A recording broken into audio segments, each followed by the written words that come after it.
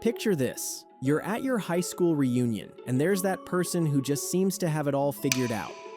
They're successful, happy, and somehow still have time for family and friends. Meanwhile, you're wondering where the last 10 years went and why you feel like you're always putting out fires instead of building something meaningful. What if I told you that person isn't just lucky or naturally gifted? As Stephen Covey explains in The 7 Habits of Highly Effective People, they've simply learned to work from the inside out, building character first and letting success flow naturally from there. Today, we're diving into all 7 habits that separate truly effective people from everyone else. And trust me, this isn't just another self-help book. It's a complete blueprint for transforming how you approach life. Category 1. Personal Foundation. Habits 1 to 3. First up, let's talk about what Covey calls private victory, the foundation you need before you can be effective with others. Be proactive. As Covey teaches us, being proactive isn't just about taking initiative. It's about recognizing that between what happens to you and how you respond, there's a space, and in that space lies your freedom to choose. Think about it this way. Reactive people say things like, "That's just how I am," or "They make me so mad." But proactive people, they say, "I choose and I prefer." They take responsibility for their responses instead of blaming circumstances. Covey shares the powerful story of Viktor Frankl, who survived Nazi concentration camps by focusing on the one thing his captors couldn't take away: his freedom to choose his attitude. Even in the worst possible circumstances, Frankl remained proactive. But here's where it gets interesting. Covey explains that we all have this same power, even in everyday situations. You can choose to carry your own weather with you instead of letting the outside world determine your mood. Habit 2. Begin with the end in mind. Now, Covey takes us deeper with this habit. He asks you to imagine your own funeral 3 years from now. What would you want people to say about you? What kind of person would you want them to remember? This isn't meant to be morbid. It's about getting clear on what really matters to you before you get caught up in the busyness of life. As Covey puts it, it's possible to climb the ladder of success, only to find it's leaning against the wrong wall. Covey teaches that everything is created twice, first in your mind, then in reality. Before you build a house, you create blueprints. Before you take a trip, you plan your route. So why would you live your life without a clear vision of where you're going? That's why Covey recommends writing a personal mission statement, your own constitution that guides your decisions and keeps you focused on what truly matters. Habit 3. Put first things first. Here's where Covey gets really practical. Once you know what matters, habit 2, and you're taking responsibility, habit 1, you need to manage your time and energy around your priorities. Covey introduces us to his famous time management matrix with 4 quadrants. Quadrant 1, urgent and important, crises, emergencies. Quadrant 2, important but not urgent, prevention, planning, relationships. Quadrant 3, urgent but not important, interruptions, some calls. Quadrant 4, not urgent and not important, time wasters, TV.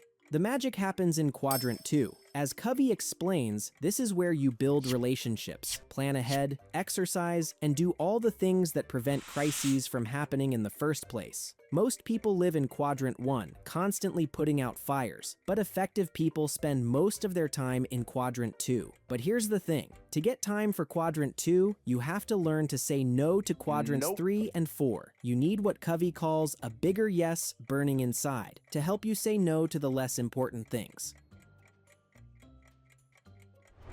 Category 2. Mastering Human Interaction, Habits 4 to 6. That covers building your personal foundation. Now let's switch gears and talk about what Covey calls public victory, how to be effective in your relationships with others. Habit 4. Think win-win. Covey teaches us that most people think in terms of win-lose. If I win, you lose. But effective people look for the third alternative where everyone wins. This isn't about being nice or soft. As Covey explains, win-win requires both courage and consideration. You need the courage to express your own views and the consideration to understand others' perspectives. Covey shows us that win-win is built on three character traits: integrity, being honest with yourself and others; maturity, balancing courage with consideration; abundance mentality, believing there's enough success for everyone. But here's what's really cool. When you can't find a win-win solution, Covey suggests win-win or no deal. Sometimes it's better to walk away than to settle for something that doesn't work for both parties. Habit 5. Seek first to understand, then to be understood. Here's something that might sound familiar. You're talking to someone about a problem, and before you even finish explaining, they jump in with advice. "Oh, I know exactly what you should do." Sound familiar? As Covey teaches us, most of us are guilty of this. We listen just long enough to think we know the solution, then we start talking. It's like we're waiting for our turn to speak instead of actually trying to understand what the other person is going through. Covey uses a simple example. Imagine going to an eye doctor who doesn't examine your eyes. Instead, she just takes off her own glasses and hands them to you, saying, "Here, these work great for me." You'd think she was crazy, right? But that's exactly what we do when we give advice without really understanding someone's situation first. Real listening, what Covey calls empathic listening, means you're trying to understand both what someone is saying and how they're feeling about it. You're not just hearing words, you're picking up on their emotions and what this situation really means to them. Covey actually breaks this down into 4 levels that get progressively better. Level 1 is just repeating back exactly what someone said. If they say they're stressed about work, you simply repeat that they're stressed about work. Level 2 is putting their words into your own words. So if they say they're stressed about work, you might respond that they're having problems at their job. Level 3 focuses on their feelings rather than the facts. Instead of talking about work, you acknowledge that they're feeling overwhelmed. Level 4 combines both the content and the feelings, which is the most powerful approach. You acknowledge both what's happening and how they feel about it, that they're feeling overwhelmed about their work situation. Level 4 is where the magic happens, because you're showing you understand both what's happening and how they feel about it. As Covey explains, this is when people truly feel heard. You're not just acknowledging their problem, you're acknowledging their emotional experience of that problem. This makes them feel safe to open up more and actually be ready to hear solutions. Think of it this way. When someone feels truly heard and understood, it's like they can finally breathe. Covey calls this psychological air. Just like when you can't breathe physically, if someone doesn't feel understood, they can't focus on anything else, including any advice you might want to give them.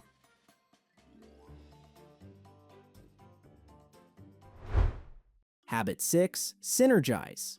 Covey teaches that synergy is when the whole becomes greater than the sum of its parts. It's like 1 + 1 = 3 or even 16, not just 2. Real synergy happens when you value differences instead of just tolerating them. As Covey explains, if 2 people have the same opinion, 1 is unnecessary. The magic happens when different perspectives come together to create something neither person could have created alone. Think of it like championship sports teams. A superstar player can win a few matches, but only a good team of players can win a championship. Different players bring unique strengths that create something more powerful together, making the whole team stronger than any individual talent could achieve alone. But synergy requires everything we've talked about so far. You need to be proactive, have a clear vision, manage your priorities, think win-win, and seek to understand first. That's actually more to this that Covey explores about creating the right environment for synergy to flourish. Category 3, continuous growth, habit 7.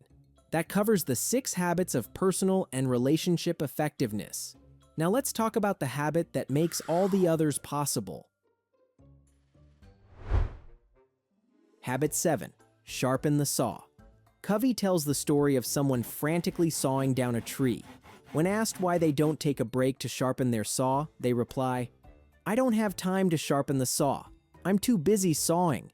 As Covey teaches us, habit 7 is about renewal in 4 dimensions: physical, exercise, nutrition, and rest. Covey explains that we don't have time not to exercise. Just 30 minutes every other day can dramatically improve the other 165 hours of your week. Spiritual. Whatever connects you to your values and principles. Meditation, prayer, nature, great literature. This is your leadership center. Mental. Reading, writing, planning, thinking. Covey recommends starting with a goal of 1 book per month, then building up.